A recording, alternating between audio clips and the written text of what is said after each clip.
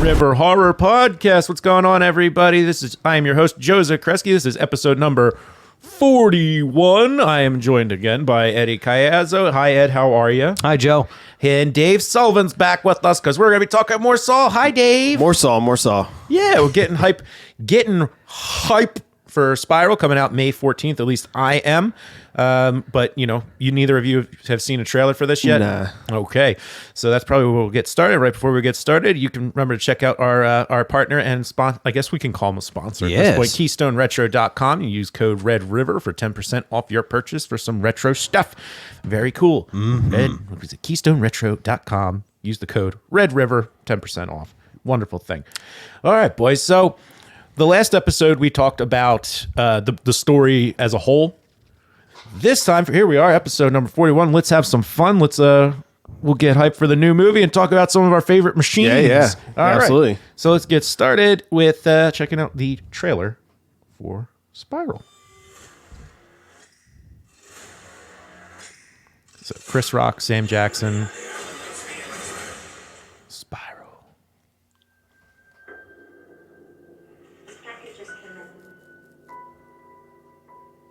Looking good so far.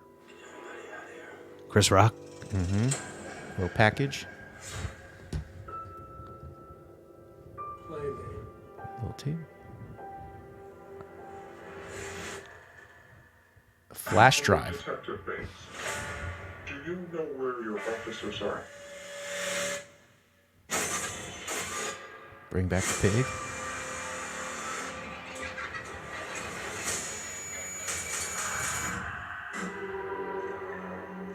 Oh, yeah. I thought the Jigsaw Killer was dead. He is.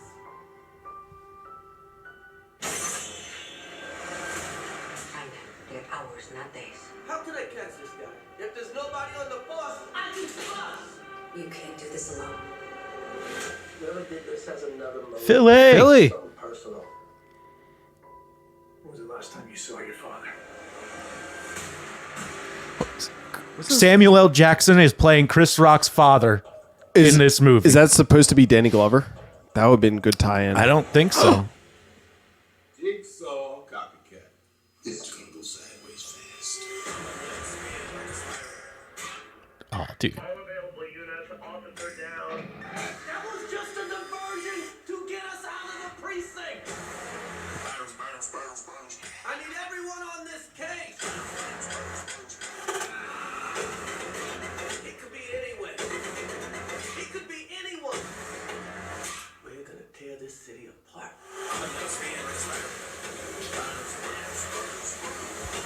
Yeah. All right, so there was a quick clip with a picture of Tobin Bell.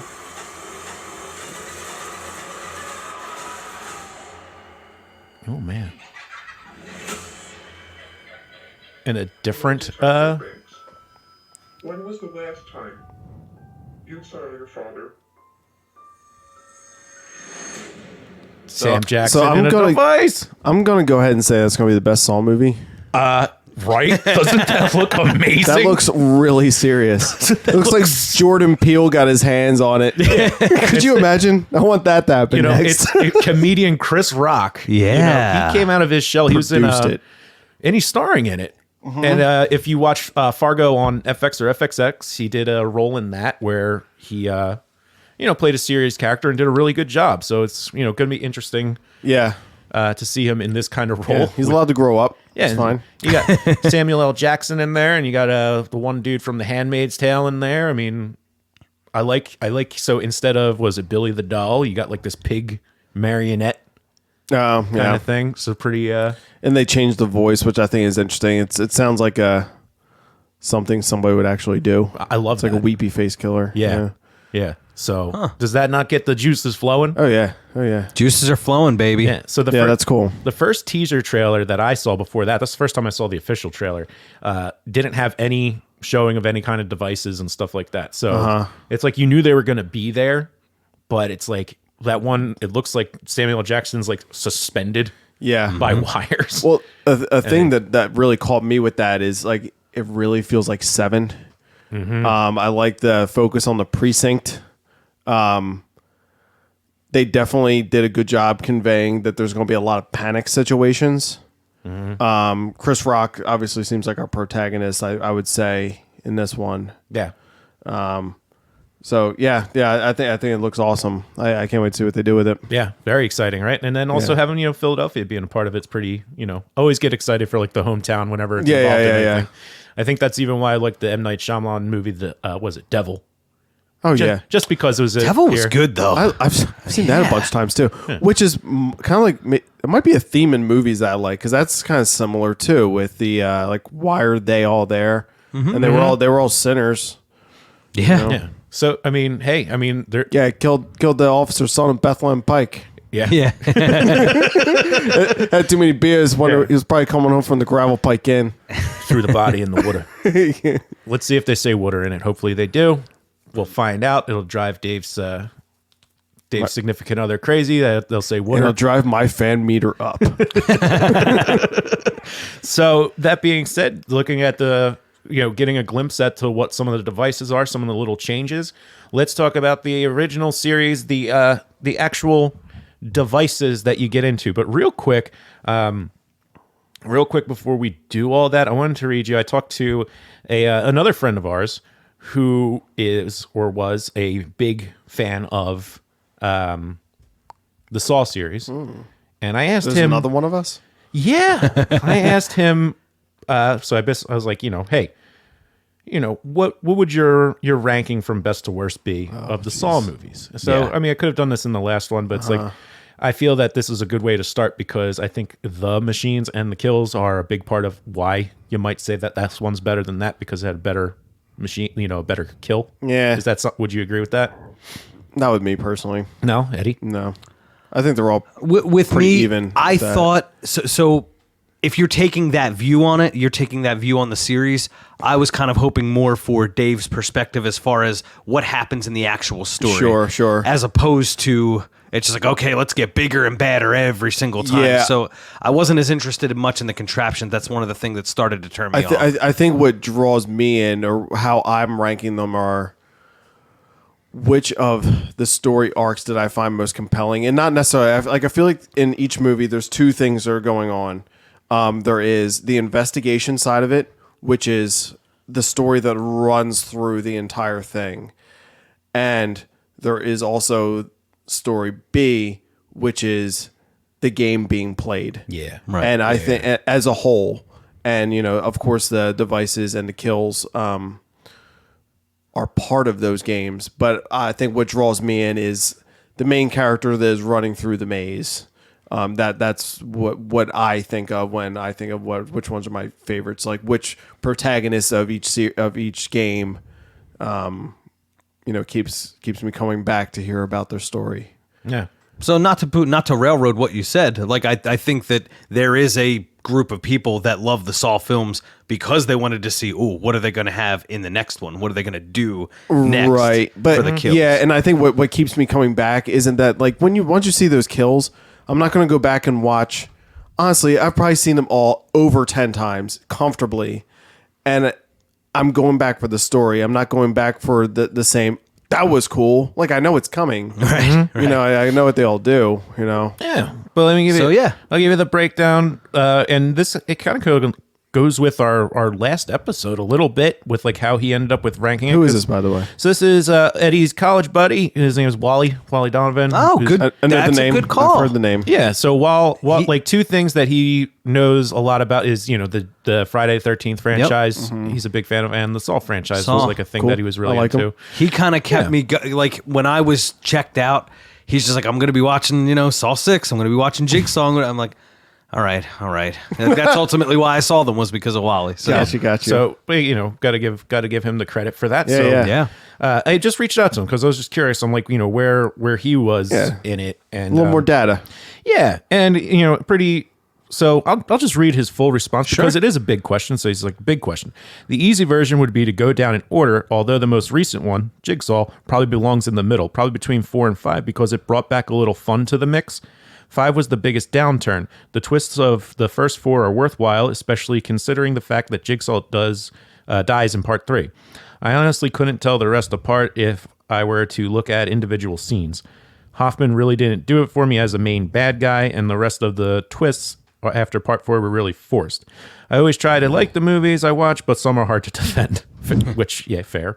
And so his list breaks down Saw 1, 2, 3, 4, Jigsaw 5, 6, 7.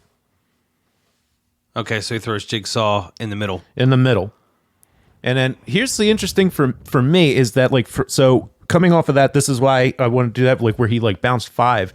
And I said it in our last episode. It's like, so what did it for me with 5 is just the devices of how it starts, all the devices from that group of 5 breaking down, like that very first one, where, like, you first the mausoleum one. Yeah.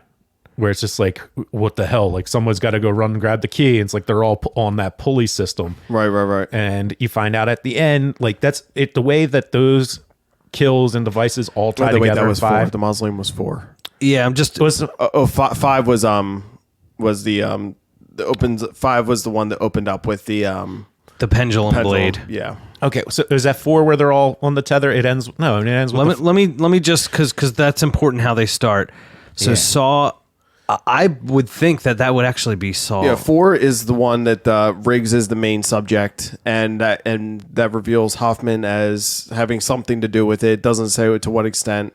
Yeah, and Matthews gets killed. But 5's the one where it ends, where it's like it's down to 2 people. Where it's just like if they just realized that all it needed was one key would have opened all of them. They didn't all need to go running for it. Right. And then by the end, they were supposed to work together. All of them needed to survive, and there would have been nothing. It would have been so easy. Yeah. Yes. So it made me actually I kind of like 5 a lot. And the other device, this is really clever, and I forgot I was going to ask. So I have a few uncles that are doctors. I wanted to ask them. I was like, is this actually legit? Because the device itself is cool. With the other detective who's like chasing after Hoffman, where he has his head in the his head's in a box with 2 water jugs above.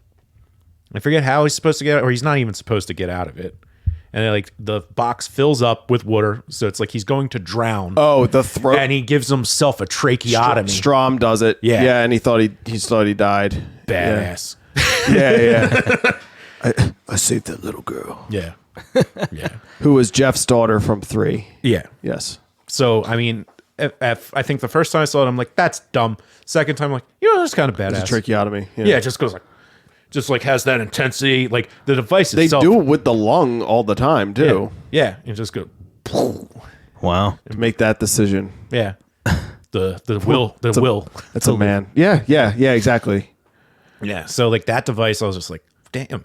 And it's like, when we say, are these horror movies, like, because it's not necessarily, but there's a couple devices that legit scare me. They're horrifying. And that's one of them, where it's like my whole body's dry, but my head's submerged. And I think the one at the end of 3, which has the guy in the rack. Yeah, that's my number one. And it starts with the leg twisting, the other leg twisting, the arm twisting, the other arm, then the goddamn neck. Yep. Yeah. That's my number one machine. That actually like gives me just like scares the shit out of me, because I'm like, it's slow. It's like some of the other ones were just like, ew, that's yucky. Another one I think is pretty bad. It is in 6, where the guy is trying to pull the key that's attached to a fishing hook out of his publicist's throat. And she has, I think it is a spike that gets punctured through her neck. That's like, fun. like several spikes, like in a collar almost. Yeah. But there's like a twine, like rope. They show the picture with the key and the fishing hook. So he's, yanking that through her throat. Makes my pee-pee hurt. I'll tell you one that gets a lot of love, a lot of love from people that are not that familiar with horror movies, but they, of course, had seen Saw when it came out because it was such a big deal, and then ventured into the second one, is when the girl reaches up into the box of glass with the razor. Yeah. So I know, pretty simple compared to how eventually, Which was so dumb. She just reached one through and then pulled the syringe. That I don't one. know. Amanda getting thrown into the bed of needles. Holy was shit. bad. Oh my God. The look on her face too. Yeah. Like Yeah. you can see like Yeah, was well sells done. it. Yeah. shock. That dude just picks her up and just tosses her like a fucking rag doll. Yeah. So that was, I know people do bring up a lot because a lot of people that are just, they're superficial film fans, so they've seen 1 and 2. Yeah. They always come back to that box where she can't get her hands out with the razors kind of clipped around them. Yeah, that I would not have come back to that one. I mean, it's yes, You've brutal, gone but so far. true. Yeah. I was yeah, it's good that you mention it, but like as I probably wouldn't have thought of it. Yeah, for Yeah. sure. Yeah, that's bad. The needle pit was bad as well. That was that you can feel the. I don't know. The actress, the director. Like I don't Yeah. know. That scene is very powerful and scary. Guys, talk among yourselves for 2 minutes. I'll be right back. So Joe, interesting fact about Saw 1 and 2. Yeah. Do you know what physical media that I own Saw 1 and 2 on? So if we're going back, you might actually still have those on VHS. You would think, but that is incorrect. Just Keep going. Just Duvda. Well, because this will come back to something that you're interested in currently. Oh, All right? really? So I don't own Saw 1 and 2 on VHS. Okay, because I was like, maybe that was something that would, what was it? Hollywood Video when that was going under. And Oh, we just yeah. bought tons of VHSs for like $1 a piece. Mm-hmm. What medium? This is very random. I actually don't know if you'll get it, but it's kind of cool, the punchline. Interesting. I mean, does it go back as far as during the because like these came out when I guess like DVD. So it's not DVD either. It's not DVD. Is it HD DVD? It's not HD DVD, but that would be a great guess. So is it just Blu-ray then? It is not Blu-ray. So you ready? Yeah. PSP. Oh wow! Universal Media Disc. Wow. I got them because GameStop, I guess the PSP, the movies part of it, not that it didn't really take off. I totally forgot your dad bought a PSP just for fucking movies. Yes. I can't remember he had like Hitch. For Yes, PSP. just for PS. So a lot of those movies, Saw 1 and 2 specifically, I remember watching on a plane because I had they were called Universal Media Discs. Yeah. And along with the mini disc, if we're talking about physical media, Oh, yeah. that's protected and not really hard to hurt. Like I know people in the radio field that still revert to their mini discs from back in the day that they've recorded interviews on. Wow. That I have to, transfer digitally. But the PSP, yeah, those UMDs. I also had Open Water, which I never watched. I heard it was good. I never saw it. Yeah. I mean, it has its fans. Yeah. For sure. That's so interesting. Mm-hmm. I completely forgot that PSP had movies on it. Yep. And that your dad literally bought a PSP just for the movies on it. Yeah, because if you went to Wow. GameStop, they were so cheap. Yeah. I mean, you could get 5 movies for $20. Oh, yeah. So, Dave, welcome back. The punchline was, I owned Saw 1 and 2 and have never purchased them again on PSP, Oh wow. the Universal Media Disc. Yeah. That's not what I was expecting you to say. Right? No, not at all. No. Wow. Wow. So, yeah. So that's interesting. Yeah, I had them all on DVD. Yeah. Yeah, I think I might have had the first one on VHS when Hollywood Video was going under, and there's Probably. Just grab them. Racks The of boxes VHSs were always for like cool $1. too. They were. Like, they were like clear, and the disc was always like a circular saw, Circle saw. Yeah, or something. Yeah, yeah, that's most of them. pretty interesting. How it's like the first one, the saw is is more of a thing where it's just like oh, he wants us to saw off our Yeah, feet. Yeah. It's like not saw wasn't meant necessarily for these chains. It's like if you Meant to cut through our feet. it's a little unfair in the first one where it's like if Adam just woke up calmer and didn't pull the chain, then that key he still could have had the key. Yeah, I mean, Yeah. how would he have known? But how you wake up in a bathtub? So that's why we're here. and why would you have made it so easily slide down the hole like that? Right. But I just love how it's like you see that in the opening scene, and then it's just like at the end, it's just keys in the bathtub. Fuck. Yeah. So if you haven't listened, Dude. if you haven't listened to part 1 of the Red River Horror Podcast on Saw, the last one, go back, check it out. Obviously, it's riddled with spoilers. Dave breaks down the story. I break down the story, as does Joe. He starts to understand. I get in there. But why? But this episode specifically, we're excited about Spiral, but also some of the cool stuff. Yeah, some of the apparatuses that they use to torture and kill people. And Dave, I actually had a question for you. Yeah. So, which traps were set by that detective? What was it? Hoffman. Hoffman. Which traps were set by him that were obvious. that you couldn't get out of? Which traps in the series? That, There's 2 that are really coming to mind. One was the obvious with the opening scene. It was Seth Baxter. That was the guy that we find out later killed his sister, killed his sister, and he got let off after some ridiculous short sentence or something like that. So it was an obvious target for Hoffman to say, it must have been a jigsaw trap. But I think it was technically done before he started actually helping Jigsaw, because then John finds him and takes umbrage with him. Give me credit for inferior work. Yeah, that pendulum one. I mean, it's a disheartening scene because he does it. Yeah. And then it doesn't stop. Yeah, right. And you just Cuts see him right in half. The eye just peeking through, just like, oh. Yeah. There was that one, and there was another guy. I think his name was Troy. Looks like he's the bigger Native American looking guy with the ponytail. He's in the classroom. It's in part 4. Yeah. I think. I think it was part 4. I'm not sure. But he has a ring that's through his mouth. Yep. That's obviously impossible. Yeah, he's got it through his mouth. It's through his mandible. Yeah, it's his arms and everything. Right. I think that one was him. Amanda had a few traps like that too. that she set that where you couldn't get out of them. Yeah. Okay. Which is how Carrie got killed. She got the key and she opened up the mechanism and the lock came off, but it was the thing that ripped open her rib cage. Yep. Yeah. Yeah. She didn't. Wasn't. It's It was fake. It was intended to kill her. She never had a chance. That's the one thing in all horror movies that kind of bothers me. And that one with we're going back to the guy who's got all the rings in him. He's just ripping them apart. Skin doesn't just rip like paper like that. It didn't look like it was that easy. No, it definitely wasn't. But it's just some of them where it's it just speeds it up because it would take a little longer. It's just ouchies. Yeah. But it's there's people who bungee jump with hooks through their skin. Why? I don't know. Yeah. I don't want to know.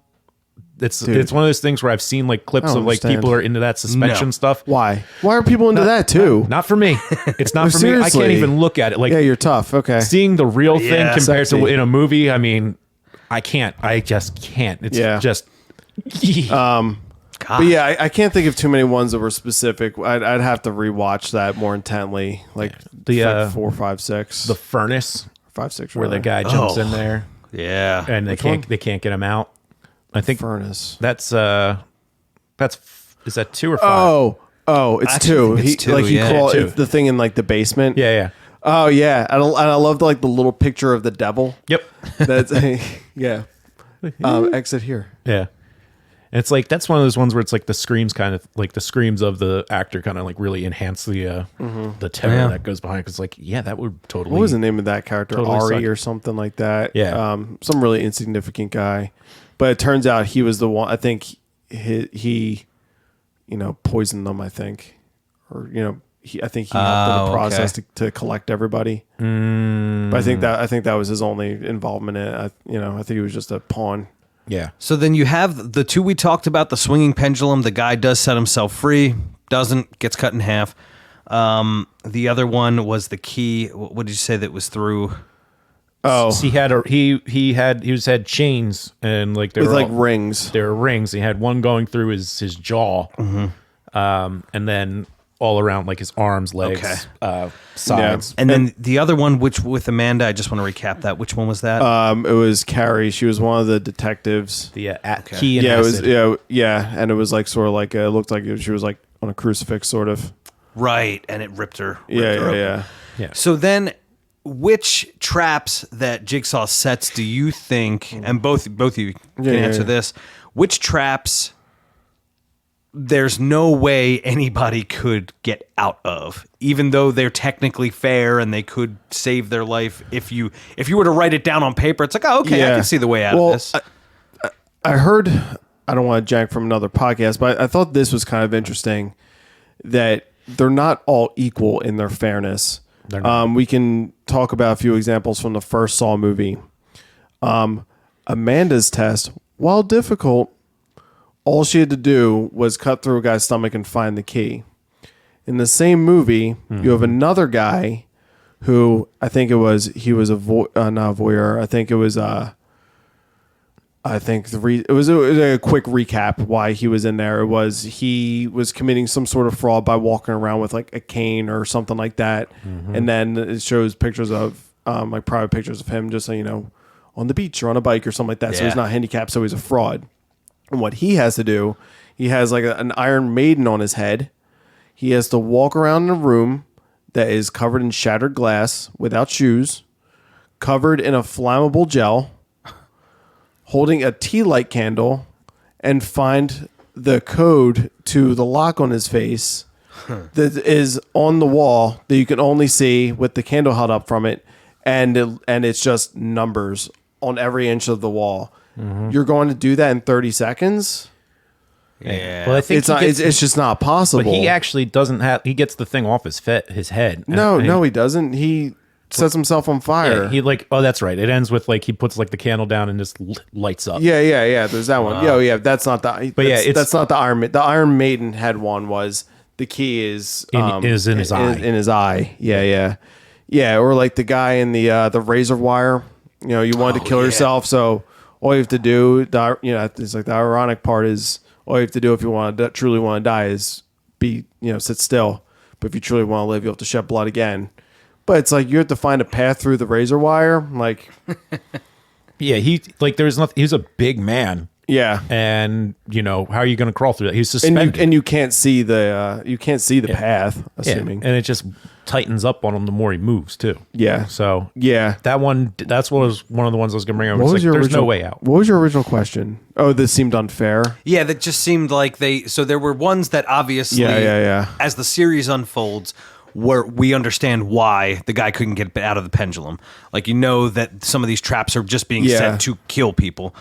But as the series went on, and I'm sure the studio had a lot to do with, it's like, okay, what can we do to gross people out more and more and more as it keeps going? Yeah. So there's got to be some competitions that are just not. I think a lot of the side examples like that, I think a lot of those were unfair, but the ones where like the game wasn't unfair. Like in part 2, where they all had the numbers on their neck, on the back of their neck. If they all worked together and they just gave me the number on the back of your neck, we can all get out of here. Like the one guy that, I forget his name, but the big guy that throws Amanda into the pit. Yeah. You didn't have to do that. Like, you don't have to kill everyone to get yourself free. There's enough antidotes to go around. Yeah, he's the one who breaks, and ultimately that's why they can't win. Yeah, because he goes on a tirade trying to kill everybody, and, it just doesn't work out. No. Nope. Same thing in 5, or in most of them, where we all would have survived if we just worked together. All those are incredibly fair, but most people aren't thinking in terms of riddles when they're presented in a threatening situation. Yeah, it's a true fact of human nature where it's like we can be very selfish animals. Yeah, especially like when in like a heightened. Yeah, when it's a perceived life and death situation. Yeah, you get that fight or flight. There's no, hey, let's all be friends. Yeah, it's a survival of the fittest moment. But that's the test. And, some of them, coming back thinking about it, it's like, yeah, I guess maybe Amanda did have it the easiest if you go through that one. Oh, yeah, for sure. Because like a lot of them, it's like, I think about that. It's like there's some where it's less like, it's on the other person, like with the rack. Where it's like, there's nothing that guy can do. It's all on... Right. It's all on the dad. Yeah. But there's other ones like in that first one with the key behind the eye, like where that's the second one. The key behind the eye. That's in the first one, I think. Is the first one or second one? Or is that the opening to 2? It's either way. We're just talking about the damn eye. Yeah. Either way, it's like anything where you have to do like self-harm, it's like I don't even think I'd bother. Yeah. Or you would just I? You just let it kind of Yeah, I'd take be its like- course and we're be like, done. Yeah, you're going to take 15 minutes to psych yourself up, Yeah. you know. It's like, oh, I got to stab a razor into my eyeball. It's like, I can't do that. And then fish right, like Yeah. you don't know where it is. No. You don't know if it's behind your eye or under your eyelid or the top lid or. Like, So then I don't know. so then it begs the question, probably the best, most thought out way of telling a story and what this guy Jigsaw is all about and why he does what he does. Ultimately now, do you think that if his intent is truly to make people be grateful for their life, as the series played out, the ones that directly involved him, John, do you think that he achieved that goal or just ended up killing people? Well, with the people that survived, apparently he's done this to a lot of people, though, doing you don't even see on screen. Right. But just like the survival rate for some of them seem impossible. Yeah. Yeah. I mean, it's like, But they do. they do. But yeah, I mean, it seems like the ones where there's, you know, some sort of a match, you know, where two people are involved, they seem like they have, you know, at least they have a chance to, you know, outdo the other person. Yeah. You know, you have to cut off your arm, but you're alive. It's like one of the things that makes like Three's machines so good, is like that it's all on him. Like Yeah. he has to make the choice. Yeah. And like the first one, like another one, Three has like the, you know, obviously the rack, we already talked about that. The ice, like he's got the, Right. Right. the judge who's just got that pit, just slaughtered Yeah. pig guts. Oh, dude, that was one of the worst too. Yeah, just drowning in it. Yeah. And like, you know, and he ends up taking him out. And they have that dialogue where he's like, is this really worth, like, you know, like the judge doesn't make it through, but he actually like gets Yeah, to it's, him. it's not going to bring back your son. Yeah. It's like, not, you know, nothing is. But Donnie Wahlberg, the detective, his life was going to end based on, what was it, Riggs's actions. Yeah. Yeah. So is that really fair to put Donnie? Did Donnie already fail? Yeah, he already failed his test anyway. Okay. Yeah. So now his life is just in the balance just because. Yeah. Okay. I mean, you want to talk about it, like him and Riggs had really easy tests if they just followed the The instructions. rules. Right. And he knew that they weren't going to do it. Yeah. All you had to do is chill out. Yeah. Yeah. But that adrenaline Yeah, starts pretty- yeah, going. pretty and much. That's not how it goes. Caps full of piss and vinegar, right? Yep. Exactly. All right, so then let's continue some of these contraptions. So there's the one movie that starts with everyone's chained by, I think it's their face, and it's pulling them, or whatever. However they're chained, it's going to pull them straight into a buzzsaw. Oh, that was that Jigsaw? I think that was Jigsaw. May have been. They have the metal thing, the can on their head, like it was an upside down Yes. watering can, Yeah. or something like that. Yikes. Now, how? Where would you put that? So, where would you put that in relation to the bear trap? Cool. Bear trap? Yes, or the reverse trap. Oh God. So I'm just trying to think of the different things that, because they ultimately the bear trap becomes a big thing. It's like now he's just using it all the time, but It was used twice. just twice. I think it was he got it out of the evidence locker, and that's when he put it on Jill Tuck. Oh, Yeah, it was just there. Yeah. So And where- they show him working on it too. they do. They do. I mean, that gets some love. The reverse bear trap gets some love in the series. Yeah, I mean, it's an iconic contraption from the first Yeah. one, because the first one isn't heavy contraptions. Like it's challenges. How about the use of Billy the doll? How do we feel you know about what? that? And you know what? We haven't given that enough acknowledgement. We haven't. We haven't even mentioned it. Yeah. Yeah, I mean the doll. The doll is it's part of the brilliance of you know, that's I think that's one of the scary parts of the first movie is Yeah. that face showing up on the screen. Yeah. When the doll rolls in on the tricycle. Oh my God. which is like the main scare of the original short. Like that's how it all started. They made, I think it's only it's not very long. It's like a 10-minute short film. Yeah. And the doll is like the feature of coming out. And It's I like- think that one sentiment that he has towards Amanda is just like the underrunning current through this entire series. And I love the line that he says. He says, so few people are grateful to be alive, but not you, not anymore. And I think that is what this series is all about. yeah. Yeah. for sure. So I'm just trying to think, like, if you had to rank something, you both think at least the most twisted, the most gruesome one is where the guy just gets completely turned around. Because it's slow. It's it's so slow. and there's nothing you can do about it. One that I really like too, and it probably just goes with my liking for the motive behind his actions. It is, I want to say, part 6, the one that is surrounded, I don't know, 5 or 6. Yeah, it's 5 or 6. But it's William, the insurance broker. Joe and I talked about this. I'm glad you're talking about it now because the way you tell it is really good. Yeah.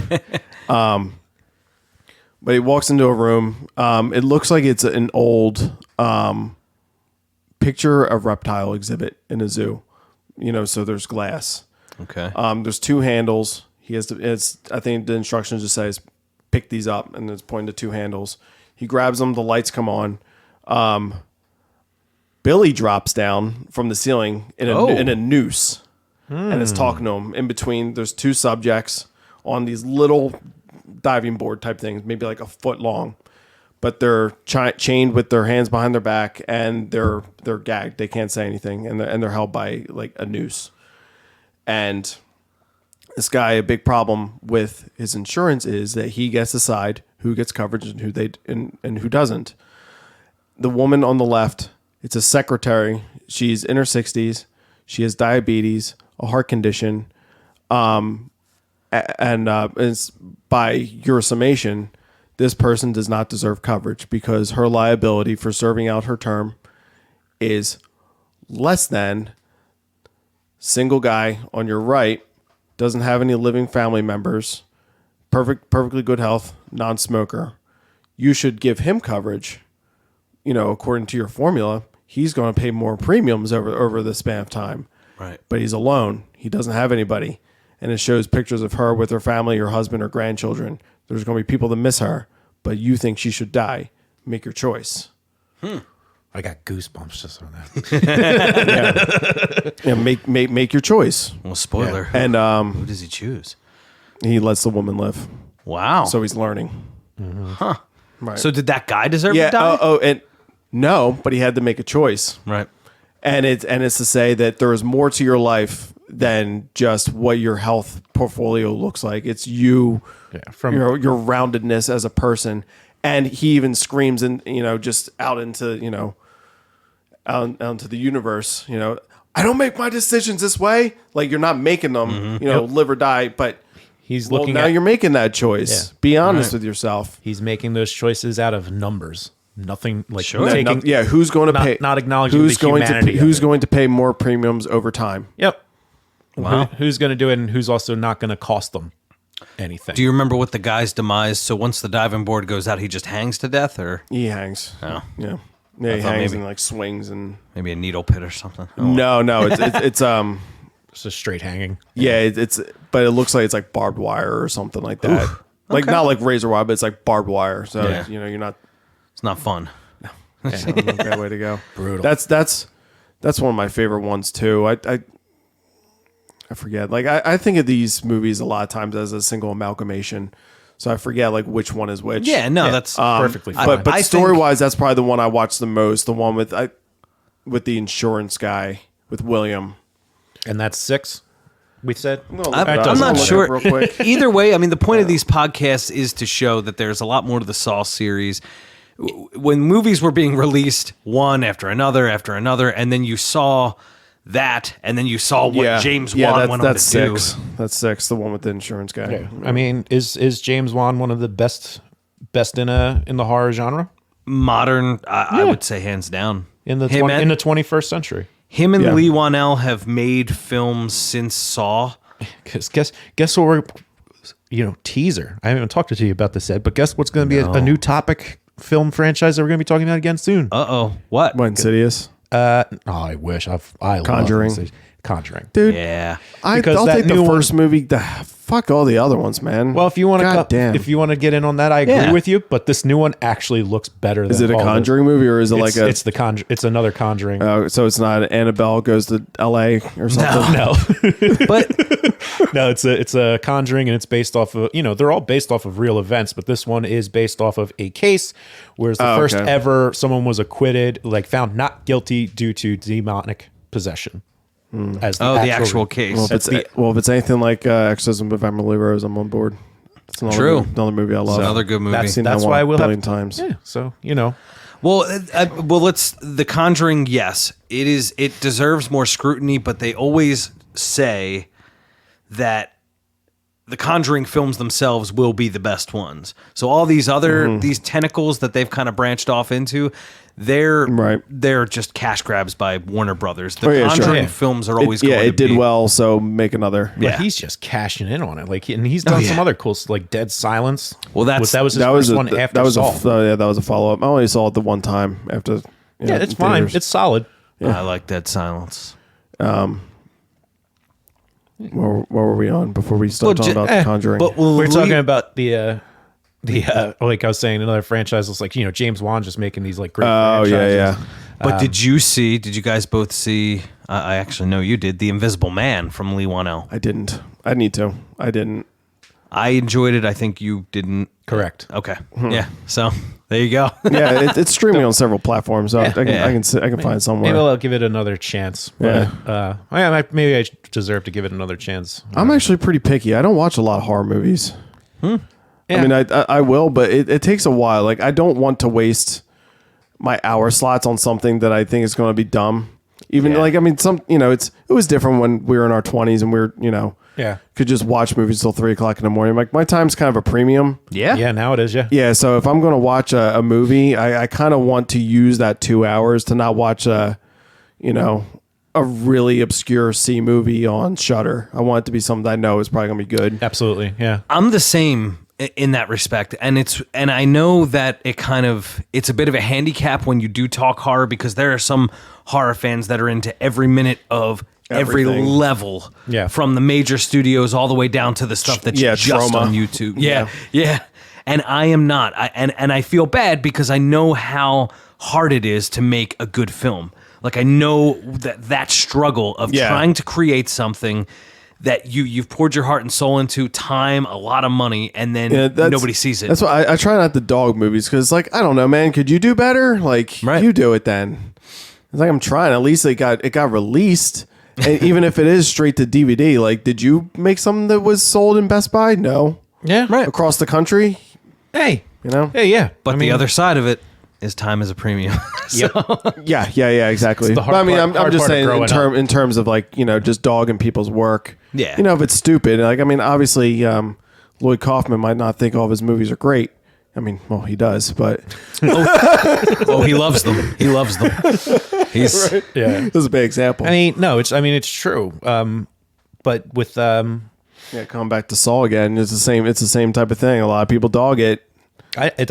Here I am. I did, and now it's like, I wish I was able to watch all of them before we recorded. I didn't, and I'm going to. Yeah. Especially the way that, like, Wally, just dropping in Jigsaw in there in the middle, the way you're talking about Jigsaw, like, just from this conversation, like, when I have to see it. I feel the same way. It's like, now I'm really excited about Spiral, and I think, to me at least, first look, I'm going to see that film. Oh yeah. Me so too. now I want to catch up. Now, here's something curious. That's why we're Do here. you think on the spot, I'd like to play a game.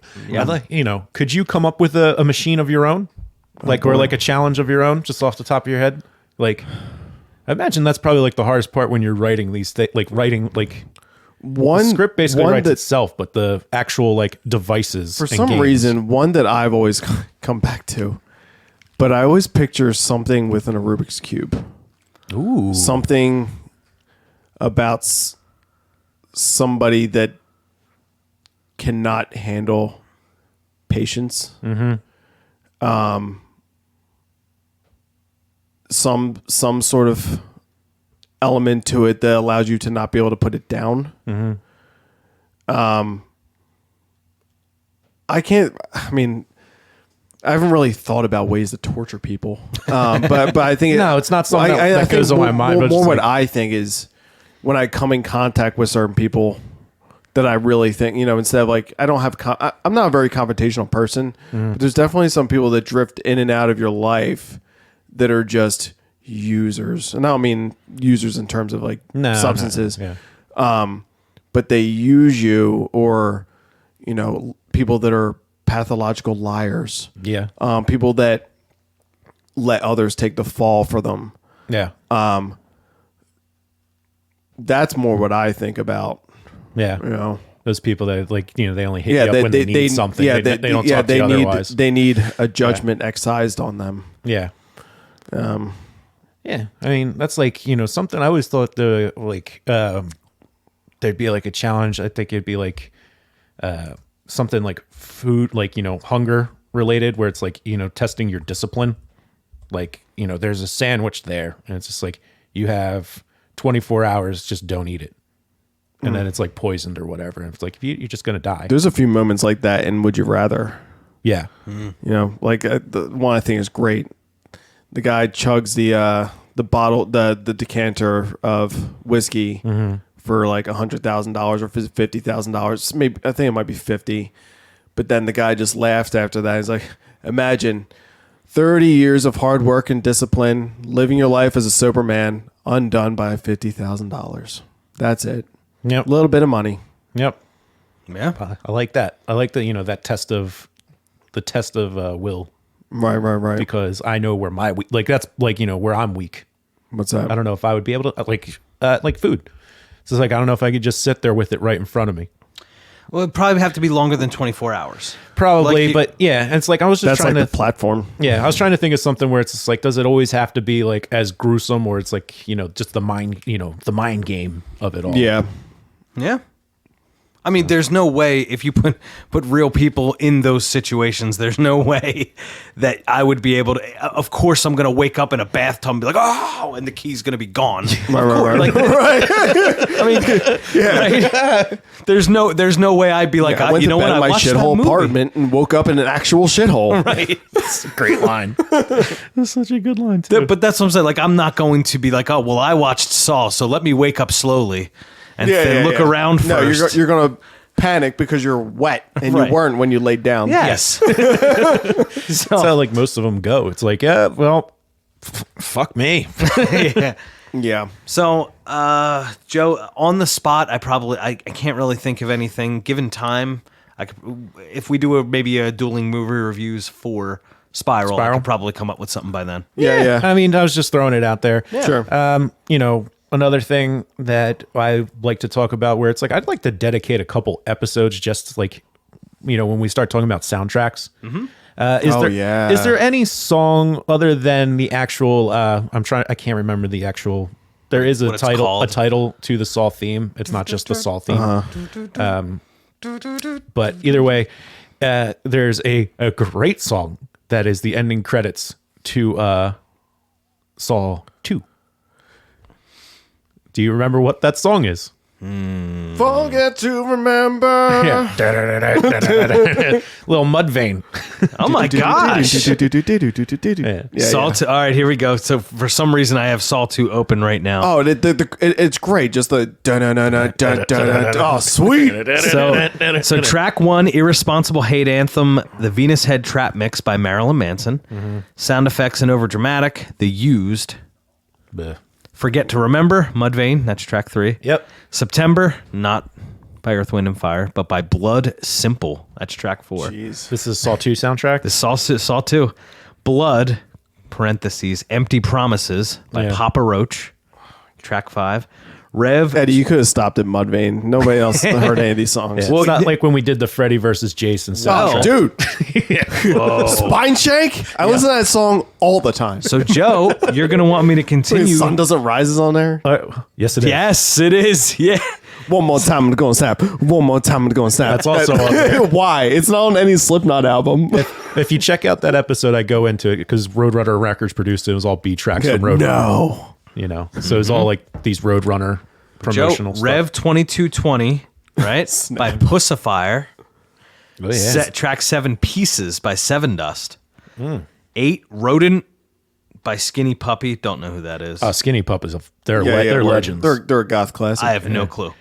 It's a WAP gene. It's industrial masters. 9 by Burn the Witch, Queens of the Stone Age. 10, Holy, a band called Pain. You know, the Scream 3 soundtrack had an amazing song. We're gonna get, these are things that I want to get to. Scream 3 is an awesome soundtrack.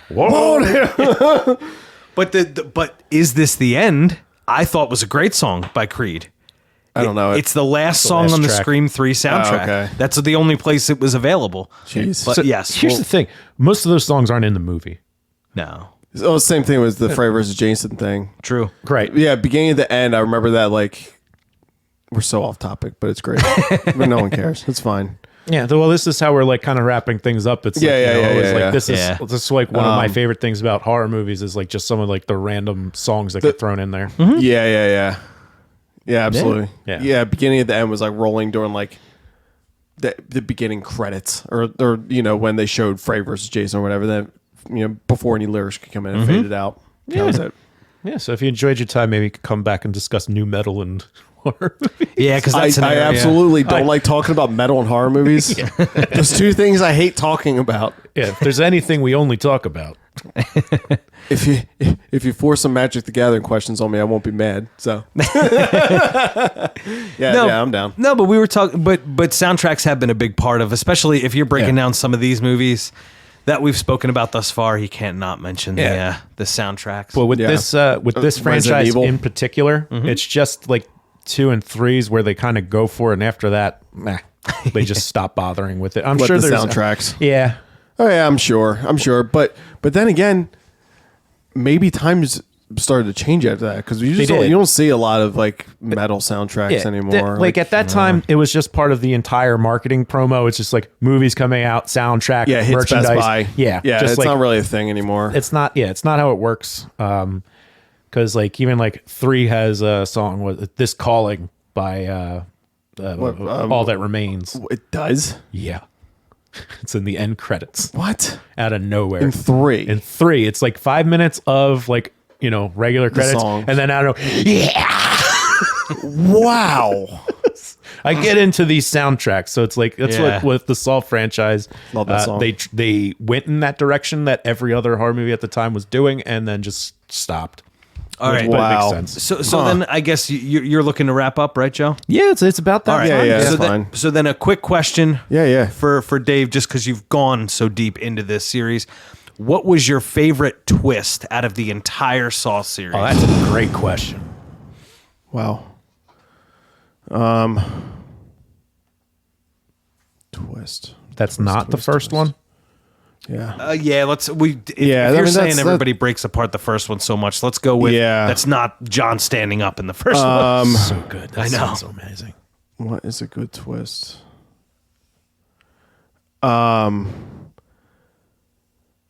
I think the way that 3 wraps up is good. Okay. Lynn is linked to John. Lynn is linked to Amanda. Jeff's fate kind of lies in what's going on in that room. I didn't know that when that movie begins, it's Lynn getting ready for work, and she and her partner, who you would think is her husband, Right. says, "I want a divorce." But apparently, It's her lover. right, what the line should have said was, "I want you to get a divorce." Because I think it's implying like she's getting out, they just slept together and now she's getting ready to go to work, and he looks frustrated because it appears that, like, I want a life with you. I'm sick of you just, this being a,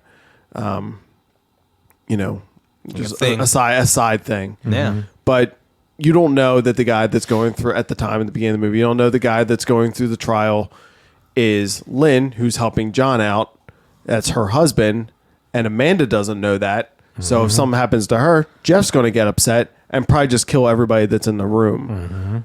So I think that is tied in really well at the end. That's another trap that's brutal. The shotguns, the collar going off on her neck. Yes. In Jeff's face. He's just holding her. And I think that's just absolutely devastating. You just went through this whole thing, and you think you're saving your wife by killing Amanda and John, and Lynn's collar goes off. Like he think there's nothing he can do about it. Yeah. That's the exact thing that he was trying to stop happen. And it's similar to Riggs. You know, if you just had your patience or controlled your head for 5 minutes. Yeah. Yeah. You know? I mean, when you think about it in that way, like how incredible that twist is, like even like the breakdown is just like the cheating wife, like, you know, the family fell apart. And like he just went through all this and is like, you know, no longer has the and same he learned guilt or nothing.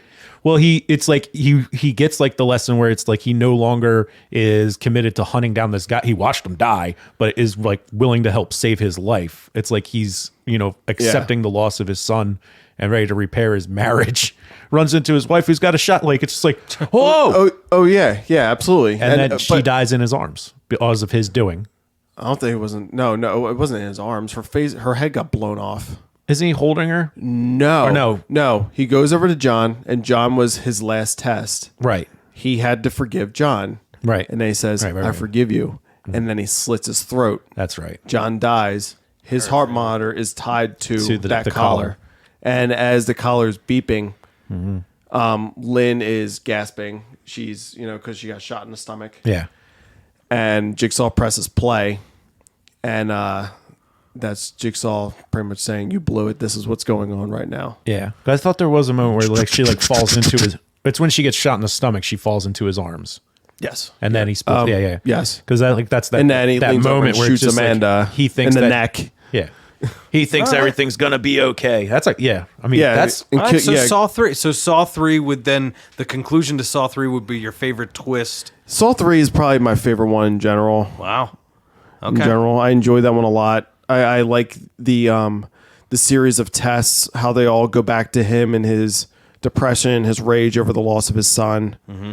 That one I like. 6 I really, really like. Yeah. I like it because of number one, I'm compelled by the insurance broker and his story, William. Yeah. I like that and the morality behind that, but I'm also really into this imposter on the side that is going through doing his book tour. You know, Interesting. it's very interesting. All right, so gents, that will cap it off. So we part 1, go listen last week again, riddled with spoilers. We break down the Saw series with a Saw fan and expert, Dave Sullivan. Thanks so much for joining us again in That week was 2. awesome. I'll be around some other time and we'll do it again. Absolutely. We'll do the big horror roundtable. Everybody that we've had on the show in the first year. It's the 1 year anniversary plan. We'll do the big old round table kind of thing. Absolutely. And, you know, hey, follow, you know, join with us, our hashtag games on Twitter, hashtag Tony.Tuesday, hashtag Women in Horror Wednesday. Yep. Remember to check out the upcoming movies that Nick Cush puts from Movie Babble every month on RedRiverHorror.com. You know, you can always reach out to us for episode suggestions, feedback, you know, just whatever at, you know, redriverhorror@gmail.com or at redriverhorror on the Twitters and on the Instagrams. And of course, you can find me, Red River Joe, on the Twitter. Yep. Yeah. So that'll do it, kids, for this week's episode. Remember to stay scared. Stay scared. yeah, keep traveling those channels of fear.